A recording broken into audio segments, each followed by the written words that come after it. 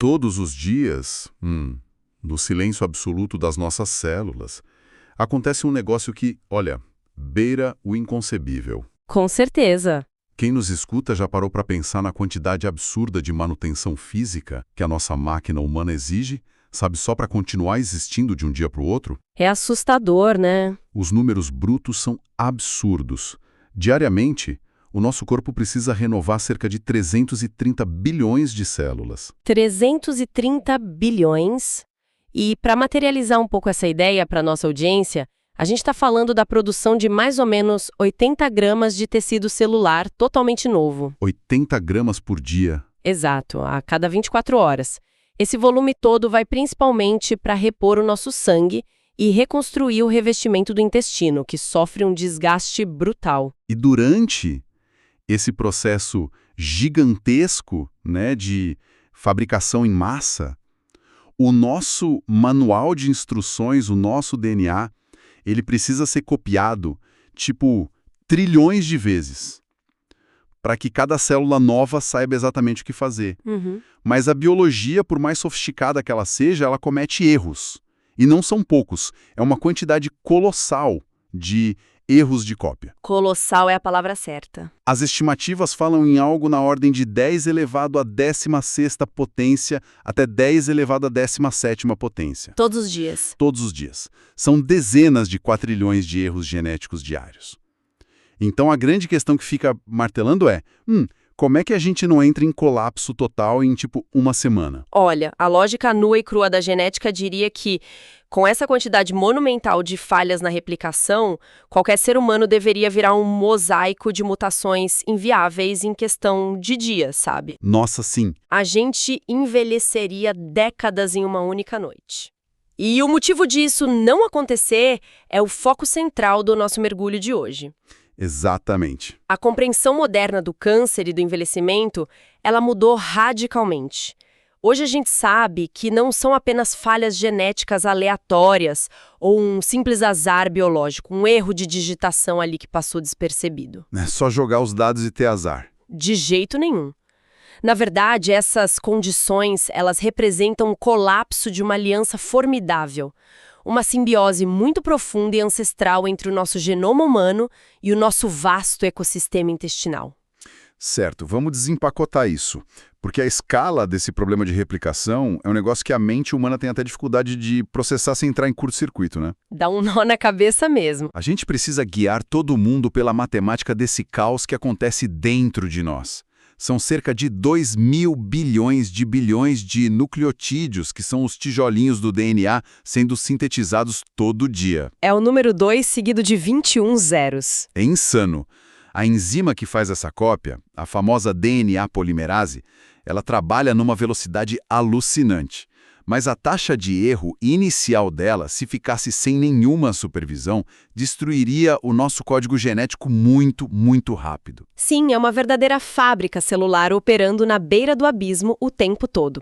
Mas felizmente a evolução nos equipou com o que a gente pode chamar de revisores divinos. Revisores divinos, gostei. E o primeiro nível de defesa é fascinante.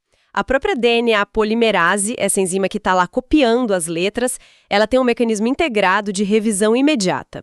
Na biologia, a gente chama isso de proofreading. Tá, funciona basicamente tipo a tecla backspace do teclado do computador.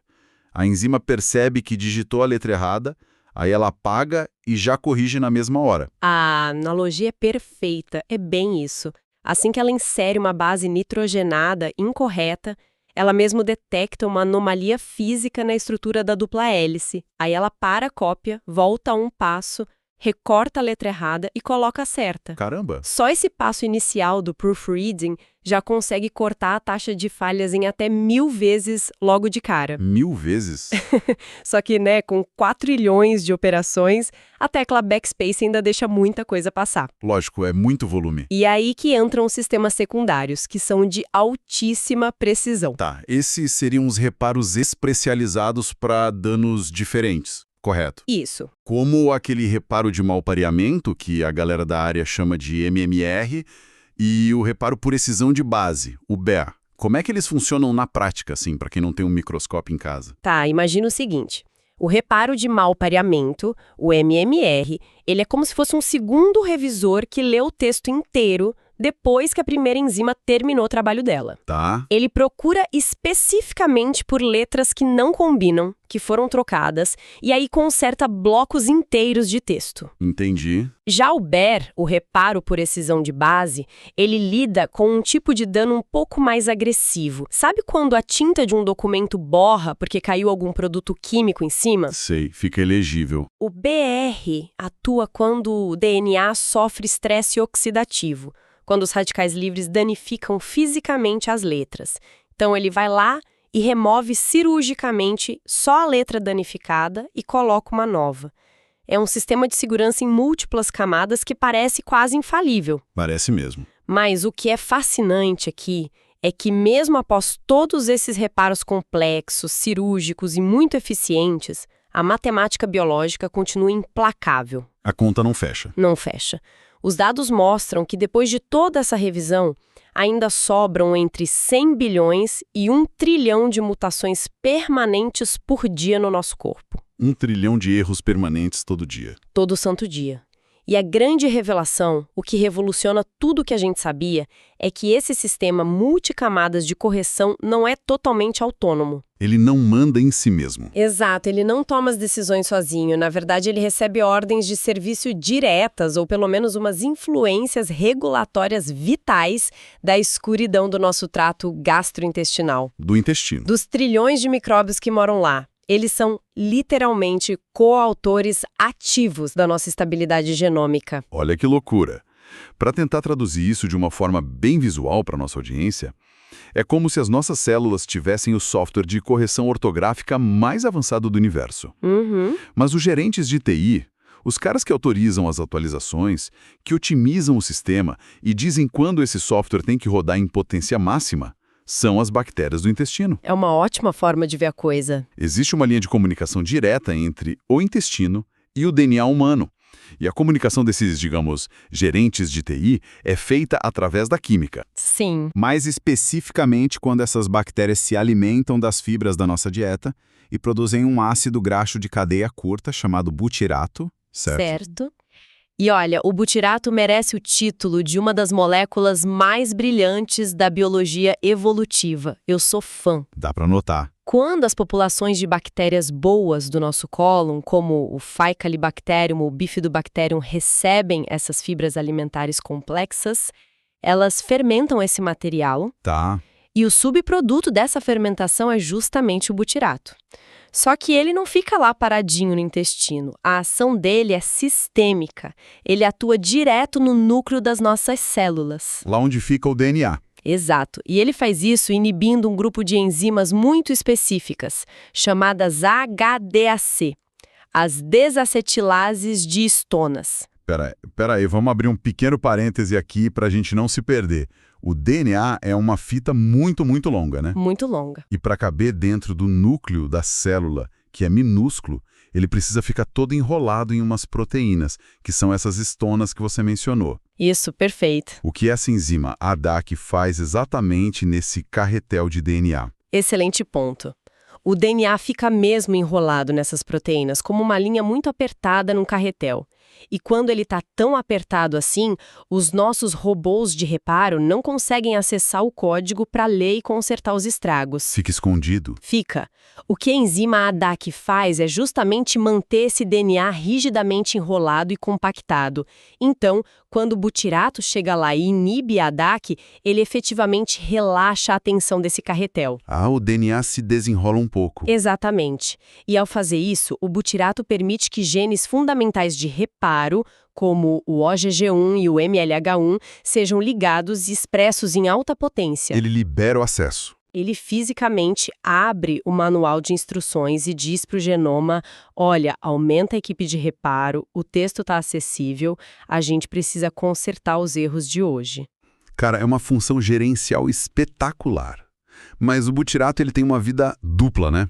Porque além de ser esse supervisor genético, Ele é a principal lenha para a fornalha de energia das células do intestino. Sim, o papel metabólico dele é imenso. O butirato fornece de 70% a 80% de toda a energia que as células saudáveis do cólon precisam para sobreviver. 80%? É muita coisa. Muita. Elas queimam esse butirato através de um processo mitocondrial chamado beta-oxidação. É o combustível perfeito para elas. E é justamente nesse detalhe do metabolismo que a biologia apresenta um paradoxo genial para a gente. Algo que explora a própria fraqueza do câncer, que é o efeito Warburg. Exato. O efeito Warburg é aquela anomalia onde a célula cancerígena muda o jeito que ela consome energia, correto? Ela para de usar o oxigênio de forma eficiente e passa a fermentar açúcar desesperadamente, mesmo quando tem oxigênio ali disponível. O cenário é exatamente esse. E como a célula do tumor desliga grande parte daquela máquina mitocondrial normal para focar nessa fermentação rápida de glicose, ela perde a capacidade de processar o butirato. Ela não consegue mais usar ele como lenha. Não consegue queimar como combustível de jeito nenhum. Então, o que acontece? Nas células saudáveis, o butirato entra, é consumido e desaparece. Mas na célula cancerígena, o butirato entra e começa a se acumular em níveis tóxicos lá dentro. Ele vai enchendo a célula. Vai acumulando até o nível extremo, e isso inibe tão fortemente as enzimas HDAC que o ciclo de divisão da célula tumoral entra em colapso. Uau! O excesso de butirato força a célula cancerígena a cometer apoptose, que é o suicídio celular programado. Então, é uma molécula que, ao mesmo tempo, alimenta a célula sadia e obriga a célula maligna a se autodestruir de dentro para fora. É brilhante. É um mecanismo de vigilância oncológica quase poético, né? Mas tem sempre um mas. Existe um lado profundamente sombrio nessa história toda. Com certeza tem. Esse sistema depende inteiramente de quem está morando no nosso intestino. Quando o ecossistema entra em colapso, quando a gente passa por uma disbiose, a proteção do butirato simplesmente some. Desaparece. E o que toma o lugar das bactérias boas é assustador. A disbiose está muito longe de ser só um desconforto digestivo, uma azia ou uma inflamaçãozinha passageira. É um campo de batalha. Totalmente. Quando a gente perde a flora benéfica, seja por dietas ultraprocessadas ou uso indiscriminado de antibióticos, o terreno fica livre para a proliferação de patobiontes muito perigosos. Os vilões da história. Os vilões microscópicos. Um dos mais estudados hoje é uma cepa específica, a Escherichia coli PKS+. Tá. Essa bactéria ataca de um jeito muito direto, produzindo uma genotoxina superpoderosa chamada colibactina. E essa toxina não causa só um estresse genérico na célula? Pelo que eu entendi, ela ataca o próprio DNA de forma física, não é? Como se ela pegasse a folha do manual de instruções e rasgasse ao meio. É uma ótima analogia. A colibactina causa o que a gente chama de quebras de dupla cadeia no DNA. Caramba! E aquele mecanismo de proofreading, ou o reparo de uma letra só que a gente conversou antes, eles não dão conta disso. É um dano muito grande. É um dano estrutural muito severo, um verdadeiro trauma genômico. E, além dela, tem também o bacteroides frágilis enterotoxigênico, que induz um estresse oxidativo massivo nas células em volta. Então o jogo vira completamente. Se inverte de forma trágica. A nossa fábrica celular, que já luta para consertar quatrilhões de erros naturais por dia, perde o butirato que ajudava no reparo. E ainda passa a ser bombardeada Por toxinas bacterianas que quebram o DNA de propósito. A eficiência da correção despenca, as mutações vão se acumulando de um jeito exponencial e o caminho para o câncer coloretal fica escancarado. Essa guerra química invisível que está acontecendo agora mesmo nos nossos corpos é de cair o queixo. É impressionante. E o que dita quem ganha ou quem perde essa guerra muitas vezes se resume à economia de um recurso muito específico que a gente ingere. Isso nos leva a um aminoácido que é uma peça central nessa nossa análise de hoje, que é o triptofano. A maioria das pessoas fora do meio acadêmico liga o triptofano a noites de sono tranquilo, né? É verdade. A comer um pedaço de peru, queijos, nozes, porque ajuda a formar melatonina. Mas no contexto do combate ao câncer, o triptofano age como um verdadeiro orçamento geral, uma moeda de troca pesada do nosso sistema imunológico. O triptofano é o que a gente chama de aminoácido essencial, o que significa que o ser humano é obrigado a obter isso exclusivamente pela alimentação. O nosso corpo não consegue fabricar do zero. A gente tem que comer. Tem que comer. E assim que ele é absorvido, ele vira o centro de um hub regulatório super complexo. Pensa no triptofano como o orçamento anual do corpo. Tá. E quem atua como o ministro da Fazenda, decidindo para onde a maior parte desse dinheiro vai? Adivinha quem é? Mais uma vez, a microbiota intestinal. A microbiota. O triptofano pode ser gasto em 3 vias metabólicas principais. Certo. A primeira, que a maioria conhece, é a via da serotonina, que tem aquele papel de regulação de humor, de neuroproteção. Clássico. Isso. A segunda é a via da quinurenina. Essa via é absolutamente vital em doses corretas, porque ela é responsável por produzir o NAD+. Que é uma coenzima importante, né? Super importante, porque ela fornece a energia direta para as enzimas que vão reparar o DNA. Tá. E a terceira rota? A terceira rota é a via do INDO. E essa é metabolizada inteiramente e exclusivamente pelas bactérias do intestino. Só elas mexem aí. Só elas. E se conectarmos isso ao panorama geral, a gente precisa olhar para a diferença entre a paz e o caos. Eubiose e disbiose. Exatamente.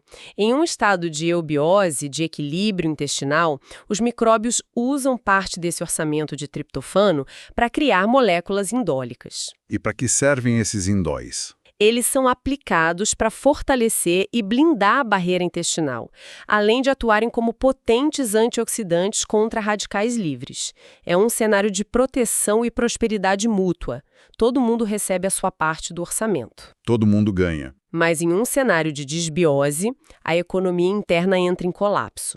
O corpo entra em desespero e ocorre uma hiperativação descontrolada daquela via da quinurenina que eu falei. É como se o corpo percebesse a inflamação da disbiose e entrasse num estado de emergência absurdo, desviando todos os recursos para tentar lidar com o problema, esgotando o estoque de triptofano rápido demais. É exatamente isso. E a consequência desse esgotamento é catastrófica. Imagino. O acúmulo desregulado e excessivo de quinurenina causa um efeito de imunossupressão profunda. Ele desliga o sistema imune. Em termos práticos, ele anestesia as nossas defesas.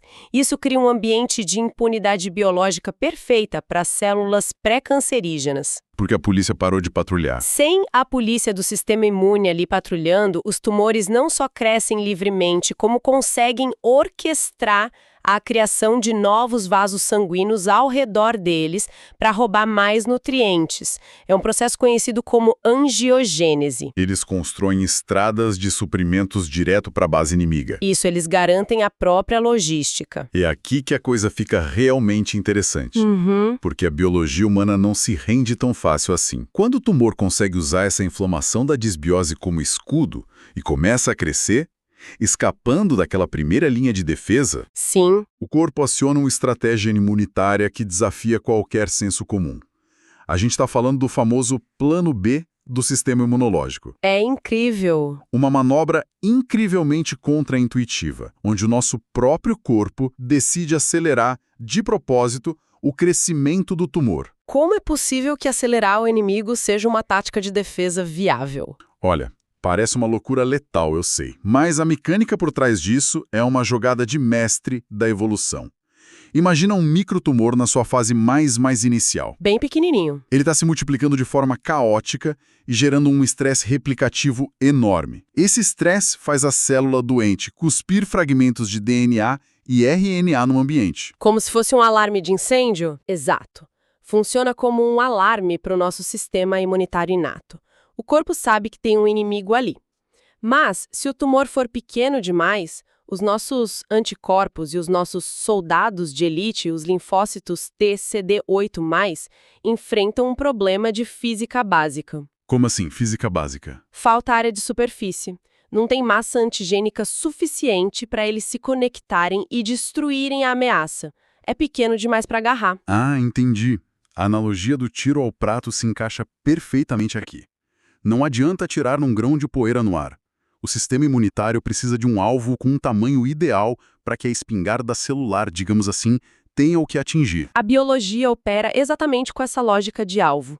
O sistema imune aproveita as substâncias geradas pelo estresse daquelas células doentes para criar um microambiente que, na verdade, estimula a proliferação. Ele dá comidinha para o monstro. Ele alimenta o tumor de forma controlada, até que ele atinge uma faixa de tamanho crítica, que é geralmente entre 0,5 e 1 centímetro de diâmetro. Tá.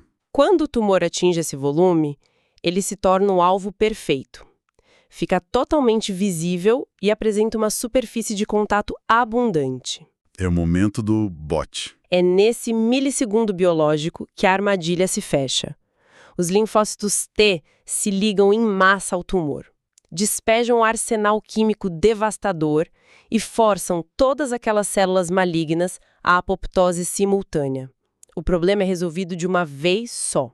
Genial. Mas a janela de oportunidade para essa emboscada é extremamente pequena, né? Muito estreita. Se o sistema imunológico falhar no momento exato em que o tumor atinge esse 1 centímetro, as coisas saem do controle muito rápido. Se passar, digamos, de 5 centímetros, a geometria do problema muda toda. Muda bastante. O centro dessa massa fica sem oxigênio, desenvolve umas camadas de tecido fibroso que agem como escudos físicos e os anticorpos simplesmente não conseguem mais entrar. O plano B falha. O plano B falha e é nesse estágio que a medicina moderna precisa intervir com força bruta. Cirurgias invasivas, rádios... Sim, intervenções como o CyberKnife, irradiando o tumor com precisão robótica, porque a biologia interna perdeu o controle da situação. É uma aposta altíssima do organismo, uma verdadeira roleta russa celular. E o fator que mais frequentemente arruína esse plano B perfeito e faz o corpo perder o tempo do ataque é, infelizmente, a disbiose que a gente comentou. Sempre ela. Sempre. O processo pode ser descrito como um roubo sistêmico de triptofano. Imagina o cenário. O tumor está sendo cultivado para chegar naquele tamanho ideal de 1 centímetro. Certo. Mas, simultaneamente, o intestino está gravemente inflamado por bactérias ruins. A barreira intestinal começa a ficar permeável, vaza toxinas para a corrente sanguínea. Aí o corpo entra em pânico. Pânico sistêmico.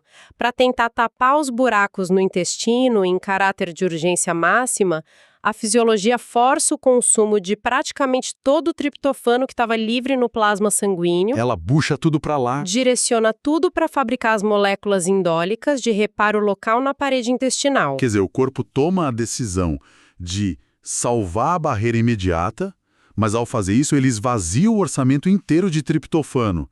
A defesa contra o câncer fica completamente falida. O custo dessa decisão de emergência é incalculável para o organismo. Esse gasto massivo, essencialmente, descarrega a arma dos nossos linfócitos T. Ficam sem munição. As células de defesa que estavam lá, posicionadas, prontas para atacar e destruir o tumor, que acabou de bater aquele 1 centímetro, precisam desesperadamente do triptofano circulante para conseguir ativar a via química que executa o tumor. E se não tem? Sem esse triptofano, os linfócitos ficam bioquimicamente paralisados. O tumor, que foi acelerado de propósito pelo plano B, meio que percebe que o exército adversário está sem munição. E aí ele evade completamente a vigilância imunológica e continua crescendo acelerado e sem oposição. A disbiose sabota o nosso último recurso contra o câncer. Sabota completamente. É uma corrida trágica por recursos, né? Se o intestino em crise rouba a matéria-prima, a imunidade fica de mãos atadas. Mas a ciência não nos abandona nesse cenário meio apocalíptico. Ainda bem. A pesquisa revela uma solução prática, tática e nutricional para esse impasse. É o resgate metabólico através da alfa-lactoalbumina, ou simplesmente ALAC. A famosa ALAC. Trata-se de uma proteína de altíssimo valor biológico extraída do soro do leite, o popular whey protein, que é encontrada tanto no leite humano quanto no bovino. O grande trunfo dessa proteína, o detalhe que muda o jogo todo, é que ela tem concentrações gigantescas de triptofano. Exato. A introdução da ALAC Atua como uma intervenção de resgate impecável dentro desse ecossistema em colapso. Como funciona na prática? Quando suplementada direitinho, a ALAC tem a capacidade comprovada de aumentar a disponibilidade de triptofano livre no plasma sanguíneo em níveis surpreendentes. A gente está falando de um aumento que varia de 50% a 130%. É muita coisa. Na prática fisiológica, a ALEC recarrega a arma da apoptose do sistema imunológico. Ao criar essa abundância repentina de triptofano circulante, o corpo sai daquele estado de escassez. Ele relaxa. Ele não precisa mais fazer escolha trágica entre consertar a parede do intestino ou dar munição para os linfócitos T. Tem triptofano suficiente para fazer as duas coisas ao mesmo tempo. É uma injeção de liquidez na nossa economia celular. E a ALEC faz ainda mais do que apenas fornecer o triptofano em si, certo? Ela tem um efeito direto sobre a flora que iniciou o problema lá no começo. A ação dela é dupla e muito genial. Durante a digestão da ALEC são gerados peptídeos bioativos que atuam diretamente no cólon, e esses peptídeos servem como um nutriente de altíssima qualidade para as bactérias benéficas. Ela alimenta quem importa, promovendo ativamente o crescimento das populações de Bifidobacterium, por exemplo. E, ao mesmo tempo, essas substâncias inibem fortemente a produção das principais citocinas inflamatórias, que causam aqueles vazamentos que a gente falou. O TNF-alfa e a interleucina 6. Isso. Em resumo, a ALAC não entrega só a munição de emergência que faltava para eliminar o tumor, mas trabalha na causa raiz. Ela ajuda a reconstruir a paz no microbioma para que o roubo de triptofano não volte a acontecer. O plano B imunitário é totalmente restaurado. Nossa, então o que tudo isso significa para nós no fim do dia? Significa que quando a gente tenta projetar nossa saúde para o futuro, a verdadeira prevenção de mutações e do próprio câncer transcende, de longe, o código genético estático que a gente herdou dos nossos pais. Exato, vai muito além da genética herdada. Zali. Fornecer fibras adequadas para garantir o exército de butirato que revisa incansavelmente o nosso DNA e garantir o aporte de proteínas nobres como a ALAC para manter os níveis de triptofano que armam a nossa polícia imunológica. A grande mensagem de todo esse escopo científico que debatemos aqui exige uma mudança profunda de paradigma, sabe? O câncer não pode mais ser visto apenas como uma célula isolada que enlouqueceu de repente. Não é um evento aleatório. Ele precisa ser interpretado clinicamente como fracasso acumulativo de um ecossistema inteiro. Quando a população de bactérias intestinais entra em guerra contra o genoma humano, o sistema cede. E desmorona. Portanto, proteger e nutrir esse ecossistema através de escolhas nutricionais inteligentes não é um mero capricho de comer bem, sabe? É a mais sofisticada revolução preventiva que a gente tem ao nosso alcance. A prevenção antes da doença chegar de fato. É atuar nos bastidores moleculares, mantendo as defesas e os engenheiros de reparo em potência máxima, muito antes da gente cruzar aquela linha onde tratamentos severos, quimioterapias extremas ou bisturis robóticos viram a nossa única chance de salvação. É de explodir a cabeça tentar conceber a magnitude e a complexidade dessa metrópole microscópica que opera dentro de cada um de nós. Está tudo muito intrinsecamente amarrado, desde a fibra de uma maçã que a gente come e fermenta lá no intestino, até a enzima cirúrgica que conserta uma única letra invertida no manual de instruções da nossa vida. É fascinante. Para encerrar nossa investigação de hoje, eu quero jogar uma fagulha, sabe? Uma ideia para fermentar na mente de quem nos acompanha, construindo em cima do conceito da biologia sintética. Lá vem. Pensa comigo. Se com a ciência atual a gente já mapeou de forma tão cristalina que a nossa microbiota gerencia ativamente os erros do nosso DNA, calibra os reparos e até coordena taticamente o plano B armado do nosso sistema imune, Certo. O que é que vai acontecer quando a medicina das próximas décadas dominar totalmente a engenharia de bactérias sintéticas? Será que no futuro, esse inevitável envelhecimento e a progressiva degradação do nosso código genético deixarão de ser uma sentença biológica absoluta e passarão a ser apenas uma condição perfeitamente administrável através de uma cápsula probiótica sintética, tipo programada sob medida para o seu próprio genoma? Nossa, é de se pensar. Fica aí um pensamento revolucionário e tanto para nós levarmos para o resto do dia. Até a próxima, pessoal!